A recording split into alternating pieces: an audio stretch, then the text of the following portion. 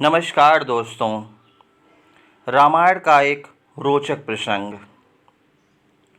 सुबह मेघनाद से लक्ष्मण का अंतिम युद्ध होने वाला था। वह मेघनाद जो अब तक अविजीत था, जिसकी भुजा के बल पर रावण युद्ध कर रहा था। वह अप्रतिम योद्धा जिसके पास सभी दिव्यास्त्र थे। वह सुबह लक्ष्मण जी सुबह राम जी से आशीर्वाद लेने गए। उस समय भगवान राम पूजा कर रहे थे।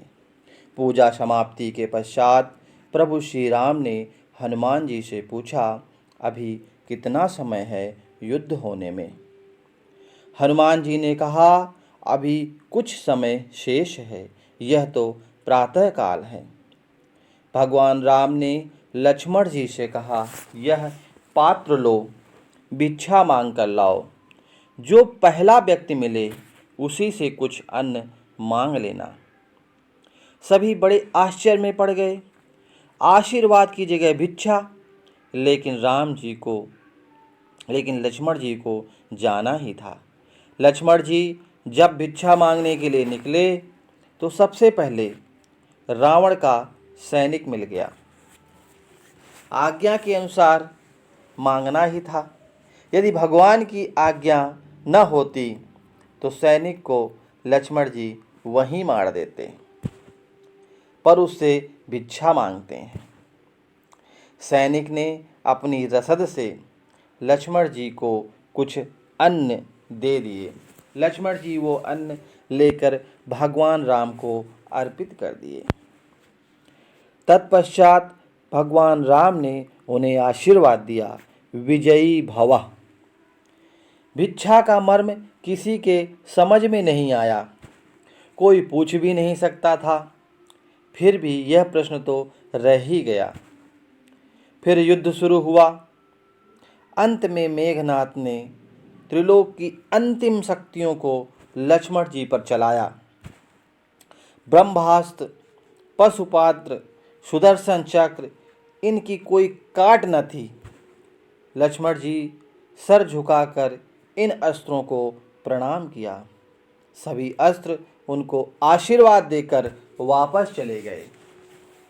उसके बाद राम जी का ध्यान करके लक्ष्मण जी ने मेघनाद पर बाण चलाया।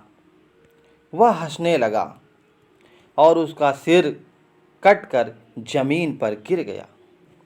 उसकी मृत्यु हो गई। उसी दिन संध्याकालीन समय भगवान राम शिव जी की आराधना कर रहे थे। वह प्रश्न तो अब तक रह ही गया था।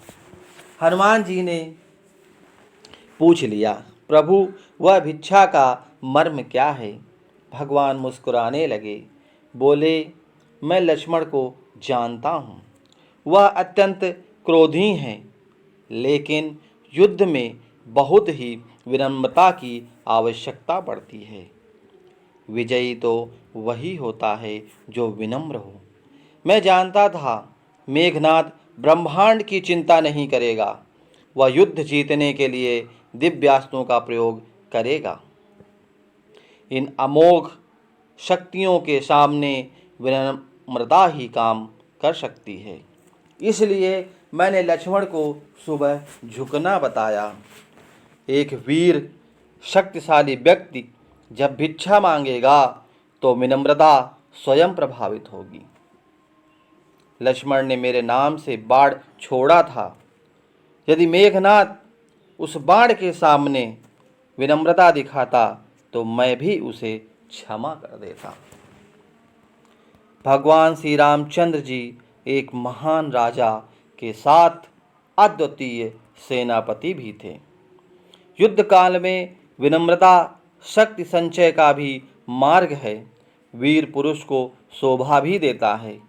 इसलिए किसी भी बड़े धर्म युद्ध में विजय प्राप्ति के लिए विनम्रता और धैर्य का होना अत्यंत आवश्यक है।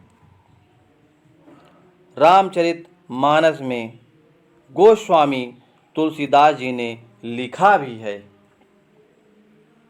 धीरज धर्म मित्र अरु नारी, आपदकाल परखी हैं चारी। तो दोस्तों, आज का यह प्रसंग एपिसोड यहीं समाप्त होता है। अगर आपको कहानी अच्छी लगी हो तो लाइक करें, शेयर करें और इसी तरह की कहानी सुनने के लिए चैनल को सब्सक्राइब करें। तब तक आप अपना ख्याल रखिए, हंसते रहिए, मुस्कुराते रहिए, अपने स्वास्थ्य का ध्यान रखिए और तब मिलते हैं आपसे एक नई कहानी, एक नए प्रसंग के साथ, एक नए एपिसोड में। आपका बहुत बहुत धन्यवाद।